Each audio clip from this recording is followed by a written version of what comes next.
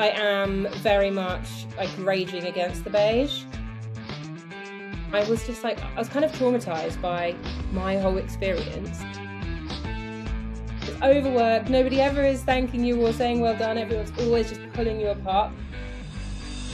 It just like had this moment with a wave of people being like, oh my God, thank you for saying that. Like, why is no one saying this thing? Welcome to today's episode of I'm Fine, but I am joined by Amber. Amber, welcome to the show. Thank you very much. Happy to be here. So Amber, please tell our listeners who you are and what you do. Yeah, I'm Amber J. I'm also known as the Gutsy CEO. That's my business name. And I am a business mentor. I support female entrepreneurs who are growing their businesses, scaling their businesses. I help them do it with guts, not grind. It's really all about just being more gutsy. That's just my whole thing, basically. And yeah, that's what I do.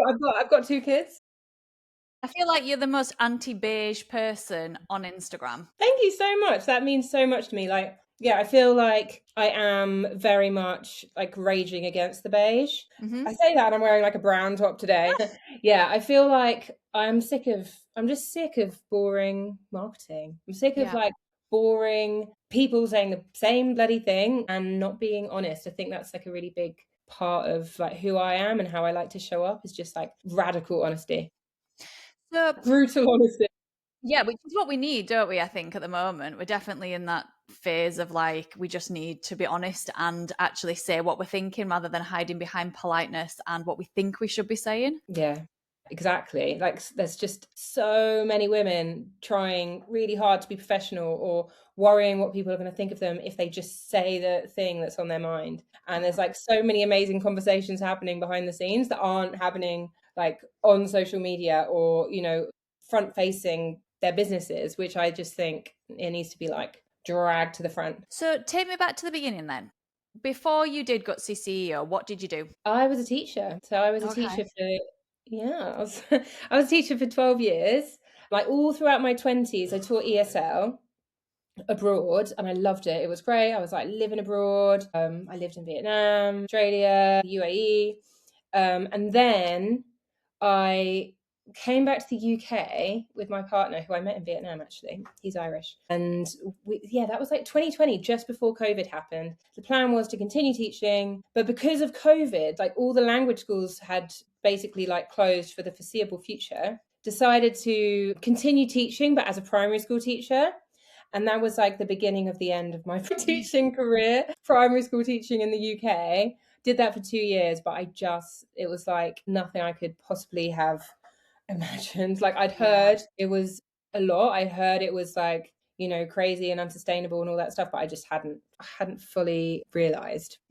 It was just like so much work. And I think it's more recently I've realized I've got ADHD. And I think it really makes sense, like how it was. I just felt like I was on this like cycle of never-ending work, and I was getting like my brain was going faster and faster and faster and faster and faster because I had all this stuff to do. Hey, it's a little bit like having a business, but you never get thanked. You never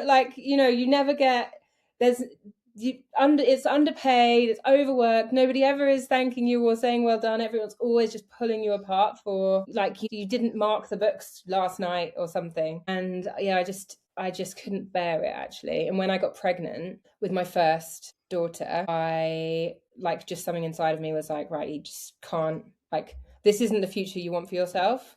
And so, yeah, it was kind of embarrassing because I'd obviously only just retrained as a primary school teacher, spent a lot of money on it. And then I just had to be like, no guys. Yeah. I don't want to do this. How do you know until you're in it as well? It's the same for like so many of us have got degrees in something that we're not actually using.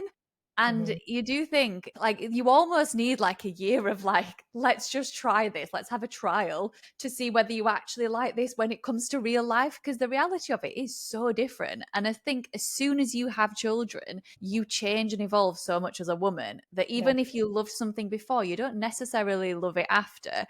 Even if if you don't love it, you're going to love it even less. Yeah. And I remember just thinking like, I don't want to like leave a classroom for like 35 kids and then go home and have no energy for my own kids. It just, it was like, this is done. And then I had to basically just figure out what the hell I was going to do. I really didn't know. I didn't think I had it in me to be an entrepreneur or a businesswoman at all. I definitely had like a confidence hangover. I thought, and I think a lot of teachers do. They feel like, what can I do?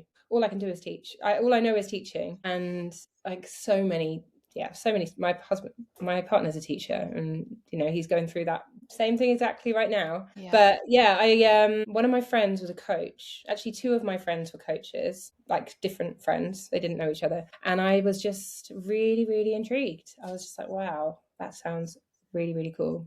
So I decided to retrain as a coach, and then realized I had no idea how to get any clients. So I think that was like the beginnings of like where I am now. Okay. And what sort of coaching did you start with? So I trained as like, it's called pure coaching, which is, it's very, I'm a teacher, so it was very like by the book. It's, like International Coaching Federation. You learn, it's really, really strict coaching practice. So initially you kind of train to be a coach, and then you decide like who you're going to coach and what your niche is going to be and all of that stuff. So when I finished my training, I decided, I was like, I'm going to coach teachers. That's what I'm going to help teachers, because that's like my story, that's my background, and I know they need it. But to be honest, what I realized was like, it was so hard. It was such a shit show. Like a lot of people who are going through this kind of burnout situation, it's like, even though they need help, they don't even have the time to get it. Yeah. And especially with things like coaching, because I know we have so many women that come to us that come from a teaching background. And the biggest thing that they said is they don't have 5 minutes to sit and reflect. And even when people try and give them feedback, they're just like, fuck off. Like, I'm trying the best that I can. Stop putting more on my plate and telling me how to do things better, because I can't even do the things that I'm meant to be doing at the base level that you want me to do them. Exactly. And I wouldn't, when you first like train as a coach as well, you're like, who wants my free coaching? Do you want my free coaching? Like, hey, it's amazing, you're getting this free stuff. But like, actually it's not. When you're swapping time for, even if it's free, like time is so valuable, especially to people that don't have it, especially to people who are just desperate for like a night off, with just to be present with their kids or just to watch a movie. You don't get that opportunity that often when you're a teacher. So I kind of realized it wasn't just that. I mean, obviously, like, there are people who coach teachers and they do it really, really well. In order to do that, you also have to like market yourself to teachers. And I was kind of traumatized by my whole experience. So I didn't really want to talk about teaching. I wanted to talk about like the next thing, like the future. I didn't want to like always be like looking back like, oh, teaching, woohoo, I was really sad. So it's like, I mean, the whole, like, the past few years have been such a process of self-discovery for me about like what my business is, what it looks like, who I'm speaking to. And I think that's why I'm like so well placed now, because now I am like established. I know who I'm talking to. Things are clearer. I really do understand where people are at when they are in that phase of their business. Like, just trying to figure out who the hell they're for. Yeah. And so you decided that coaching teachers was not the right avenue. Where did you go from there? So where did I go from there? First of all, I started like career coaching teachers. And then I was like, I remember like my coach at the time was like, because I was saying, I'm just not interested in like listening to career coaching podcasts. I'm not actually interested in helping people with careers. And I realized I was interested. I was obsessed, let's say, actually, with building my own business. I was obsessed with listening to business podcasts. I was obsessed with like reading books on business and mindset and entrepreneurial stuff. And I had a huge sense of imposter syndrome in a way, because I was like, who am I to help people with their business when I haven't had like a successful business yet, when I've really been like just trying to make it on my own. But I realized like it was my obsession. And again, ADHD, like I get really obsessed with things. And so I just realized it's the only possible thing I wanted to help people with. And so first of all, I was helping kind of like slow pivot teachers start businesses, or teachers move away from teaching to build their own coaching businesses. And then it kind of just like, I got a lot of interest really fast. once I pivoted and then realized, okay, I can say goodbye to the teacher thing. Yeah. So let's talk about that interest, that big spike that you had. You did a really great Instagram post, which flew out, didn't it? All about Stephen Bartlett and that he doesn't change nappies. What's the exact word in Amber? I can't remember. Stephen Bartlett doesn't wipe bottoms. Perfect. Love it. So that reel effectively skyrocketed you in your Gutsy CEO, which is exactly what it was intended to do. Before you put that reel out there, did you think the repercussions of this one reel would bring all these people into your world? I mean, like I was at that point, I was doing pretty well already. I'd had my second baby by that point, and I was like running groups. I just like scaled my business from one to group. So it wasn't like what I'm talking about before was almost like that was like 2 years ago, 2.5 years ago. So what happened with the Stephen Bartlett post was I was already established with a small and engaged community who were, and I was already making some money. But what I was doing at that point, I was like, all right, I know to get to the next level, I need to grow my audience. Like I was playing around with trial reels. I was just like putting out different things every day, just really going for it. When I posted the Stephen Bartlett one, I had no idea that was the one that was going to go crazy. Honestly, it was like I'd had a conversation with my friend earlier that day. We were both mums of little ones, and we were both just like saying, like, how do people do it? Like, surely the only people that are moving so fast are people without kids, you know? And I think I'd watched Stephen Bartlett I'd been watching him on TikTok. He'd done something stupid and said some like annoying thing about standard.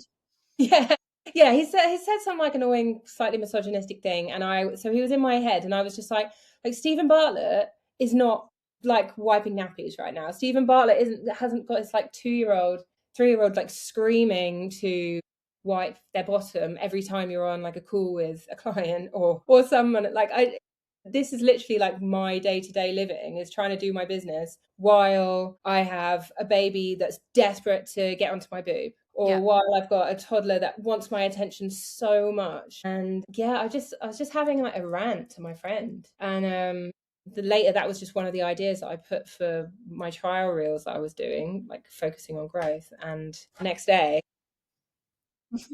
did you wake up and go, what's happened? And that's the beauty of it, isn't it? That like so many people relate to that, because before we even started, we were just waiting for one of my children to be picked up. I was like, let's not record until she's gone because the dog will bark.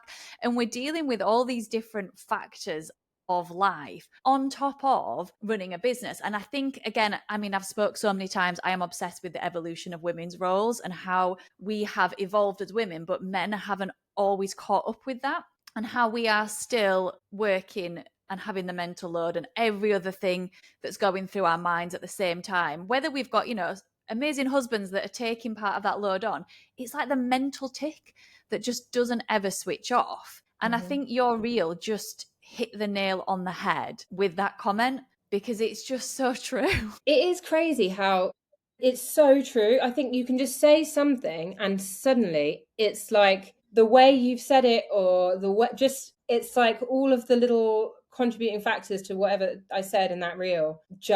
It just like had this moment with a wave of people being like, oh my God, thank you for saying that. Like, why is no one saying this thing? Yeah, it was, but it is just so true.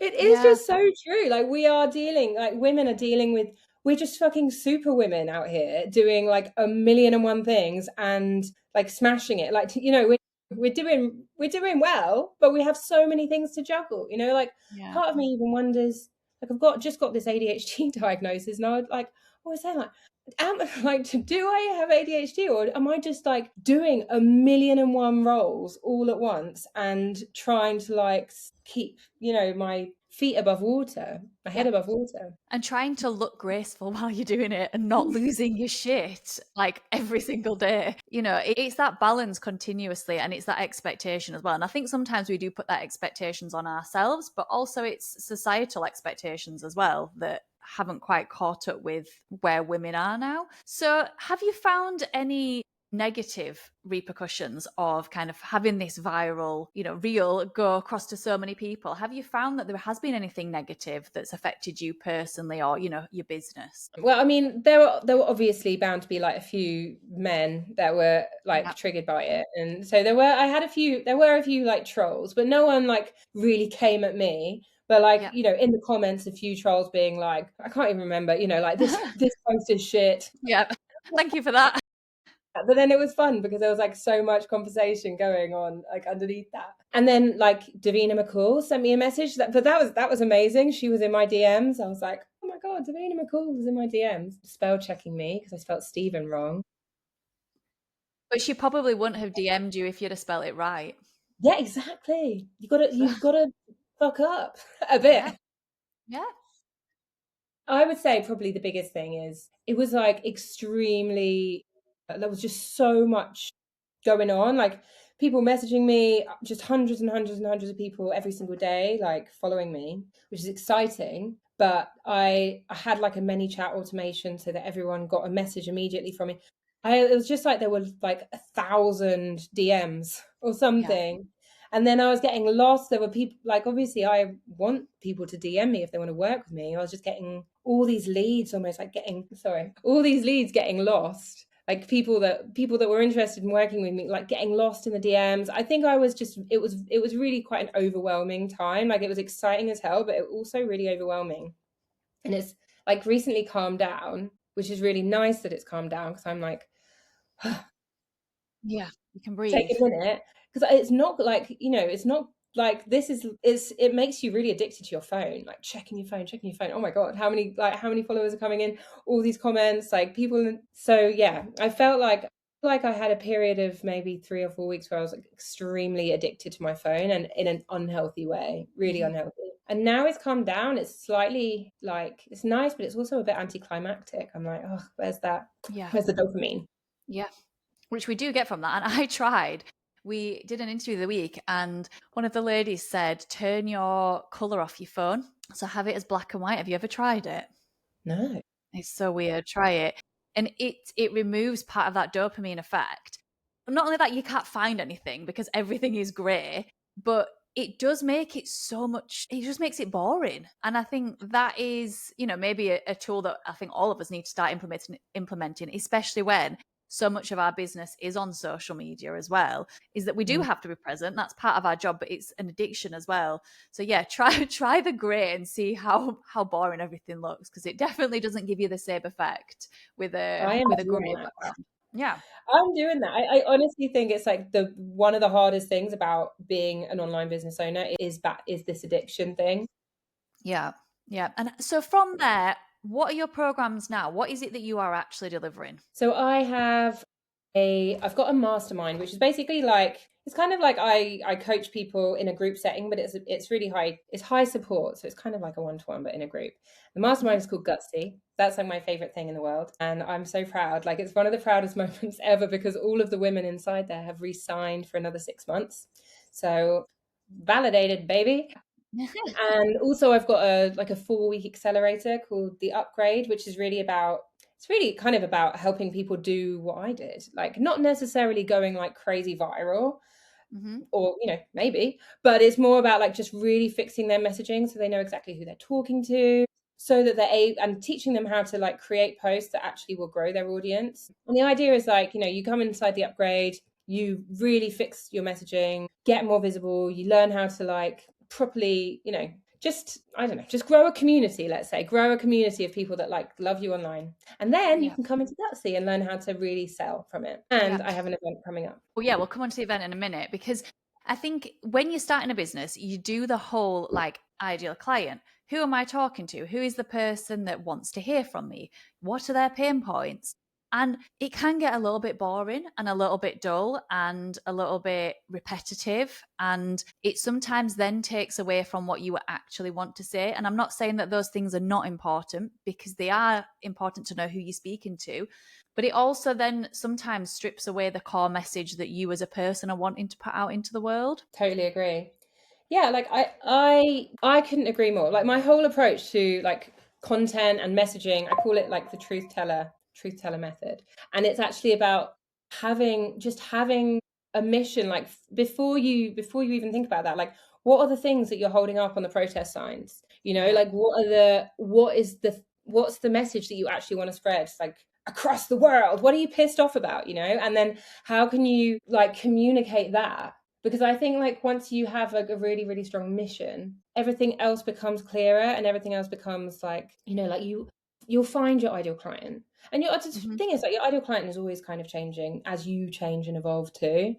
Like mine's changed so much. And as well, it's all about I just think it's just about really learning how to be totally unapologetically you. That, Yeah. again, I think is more important necessarily than like having a really, really specific niche. What if somebody's listening and they're teetering with online stuff, or they're putting their business online, but they feel like what their personal opinions are and what they've got to say is going to be a contradiction to their business, and it's going to have a detrimental effect effectively on putting it out there? What would you say to them? That if I was speaking to someone and that's what they said, first of all, I'd start getting a bit excited because because that probably means that the thing that they're thinking hasn't been said already, right? Which means they have potential there to really be a leader, to be a leader of a movement. And if they're thinking it 100%, there's going to be like so many other people thinking it. If they're thinking it and it hasn't been said, the power of them like being gutsy and saying the thing, it's like that's going to absolutely make their business. If they have the courage to say what, to go against the status quo, to go against like the rules. And it's like there's so much juice to be squeezed if that is the case. And I think courage is a key part of it as well, because when we talk a lot about females in franchising and how the franchising world needs to change, and how it's all very like banking breakfasts and putting your ties on and all this sort of thing, and how there needs to be a change and there should be a change. And when we first started this messaging, it was a little bit scary, because I was like, I'm going to get a little bit of backlash from this. So I think thinking about courage is a huge part of it, especially when you will get people who disagree with you as well. And I think as women, we're brought up to be good girls, and not to rock the boat, and not to always put our opinions out there. Just be a good girl, be a good girl.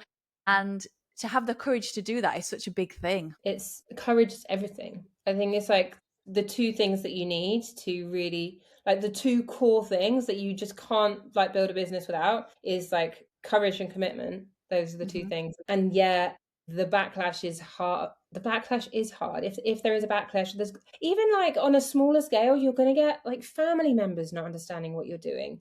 You're going to get your friends not getting what you're doing, or people making comments about things that you're doing online, or even worse, just like imagining that people are making comments about what you are doing online. You might not even be hearing them. But there's like anyone who does anything different, anyone that goes against the grain, it's just that is going to happen. And you do have to have the courage. I think without courage there isn't going to be a gain. You ask yourself, like, how much do you want to make this happen? Who's going to hold the power? Are you going to hold the power, or like are these like douchebags that just want to sit there and be cynical and criticize? Are you going to give them the power of your whole life? And what about if someone's putting stuff out there that is scroll stopping, and I suppose a little bit controversial, just for the sake of being controversial? What do you think to that strategy? Because I have seen coaches that go down that route just to get a reaction. I think it depends. It really depends. Like, I get it. Like, you want to stop the scroll, and often like a hook can be quite like sensational. And then when you actually read on, that's where you get all the nuance. And I think that's fine. Like something confusing, something a bit disruptive stops the scroll. Then you read on. Okay, right. They're not a total dick.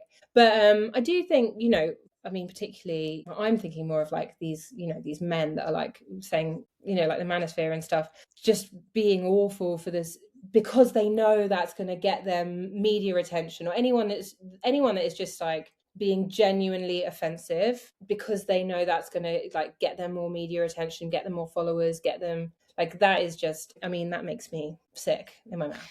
And I think as a business owner, you then just attract the wrong people, don't you? Yeah, I think as a business owner, it's so important to know where your ethics are. Like, and most business owners I meet, they're really, that's really important to them, like really values based, and like starting with their values and who they are and what they believe, and what they believe, they want, the good they want to see in the world. And I think being really clear on that and then holding that line in everything that you do is really important, and being consistent with that. And if there's something that feels a bit like wrong, just trust your gut on that, like, and maybe you're right. So many times we ignore our gut, don't we? When actually you can sit there and go, what am I doing this for? What's the reasons for? And then just actually listening to your own inner voice, which sometimes is hard to do. I don't know why. Yeah, I feel like the gut thing, that's another part of why I call myself the Gutsy CEO, because it's always been a big thing for me, that I've always had this. Maybe it's just like a low level anxiety that I just always have. But when I get it, it's like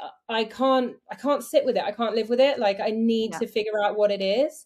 And like, if anyone is feeling that kind of like something's like unsettling them, like something feels not quite, your tummy's going in bits, you've got to figure out what that is, because it's not nice to like live that way, to live in that like unaligned way in life, in business too, and you get that kind of gut instinct all the time. And when you really learn to like tune into it, like, it's really powerful, because you can like make changes. Yeah. So talk to me about your in-person event, because this is really getting released on the 3rd of April, and you do have an event coming up if you're listening to on the day of release or the week after. Oh, yes. You will definitely come to my event. It is called Bold, Brave, and a Little Bit Weird. I'm running it with my collaborator, Jasmine Jones. And yeah, it's like a day all about, it's in Brighton, and it's all about brand marketing and sales, but done in a way that just feels, me and Jasmine were talking about it this morning. We really like this kind of phrase, like playful power, like running your business in a way that feels like play, because ultimately that is creativity, like being your most like magical, creative, playful self, but also being this powerful, badass woman that, is going to make a shit ton of money, or is already making a shit ton of money. And I think that's like really that's kind of like the energy of what we want to bring to the day. There's going to be loads of, there's going to be speakers, there's going to be networking. There's so many incredible people coming to the event, not just speaking at the event, but actually like coming to the event. I've done a post saying I've got like major imposter syndrome, but it's incredible. And yeah, I can't wait. There's going to be loads of little surprises as well that we're planning at the moment. I think playful is such an important word to have as well, because when you are running a business, you can get bogged down with the grind of it and the day to day and the almost the hustle part of it. And to go, why did I start this? I started it because I had a vision, or I had something that I wanted to do, or, there's some purpose to it. And it's bringing that back to it all the time, and your values of what you wanted to get from your business. And just to have fun as well, because if we're going to do this, it's tough. It's such hard work. We might as well have a bit of fun with it as well. Absolutely. I think sometimes things can get so serious, or sometimes if you're on, I think this is another thing that I like rage against, and maybe this is part of the beige thing. You can get caught up in like content that feels really heavy and really serious. And I just like want everyone to feel a bit more playful, like what would play.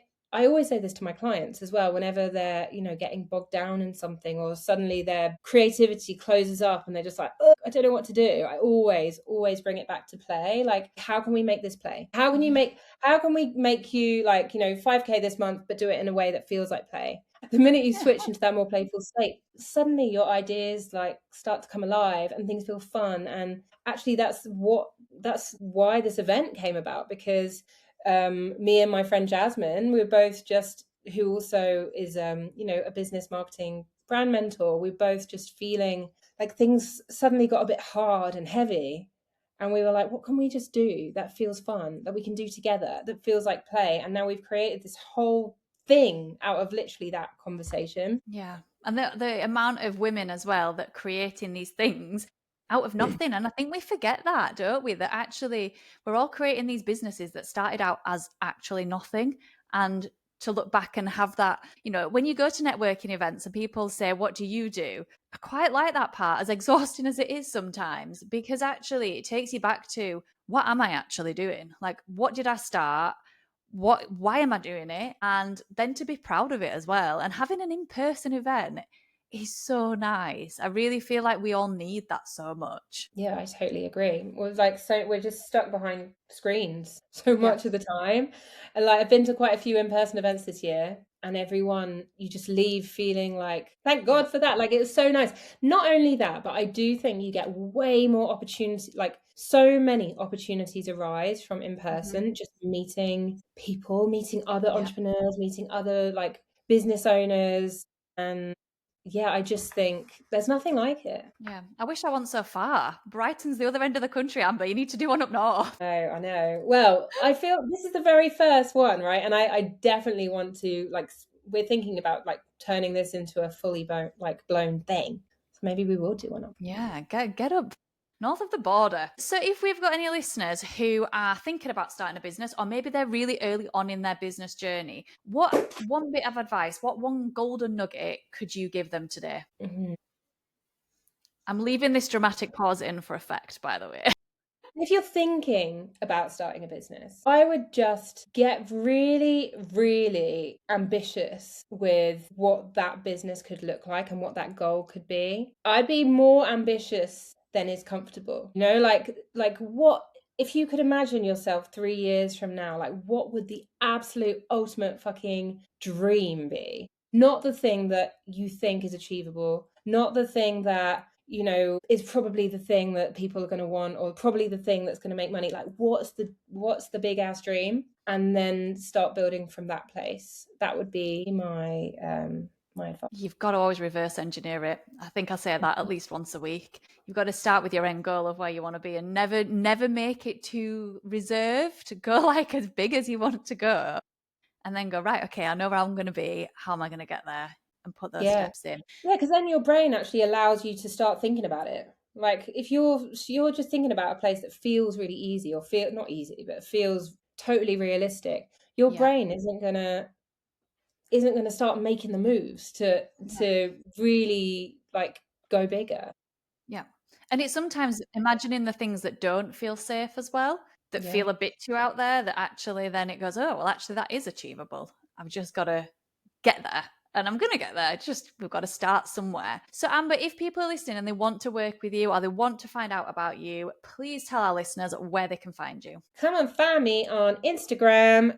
I am the Gutsy CEO, so at the Gutsy CEO. And yeah, like I said, I've got the Gutsy Mastermind, I've got my Upgrade Accelerator, and I've got this event. So like the links are all in my bio, baby. Yeah, just come say hi. Like send me a DM if you listen to this and you like want to chat. I'd love to chat to you. Amazing. Thank you so much, Amber, for joining us today. We'll put all those links in the show notes so you'll be able to find Amber. Thank you ever so much. Thank you so much for having me. It's been great. You've just listened to I'm Fine But. If you're unsure about business or what really matters to you right now, why not take our free core values course? It's linked in the show notes and it's a brilliant place to begin. Don't forget to subscribe so you never miss an episode, and you can follow us online at all your favourite social media platforms at Baby Beats UK. Until next time, I'm Rose and I'm fine. But honestly, we're all just figuring it out.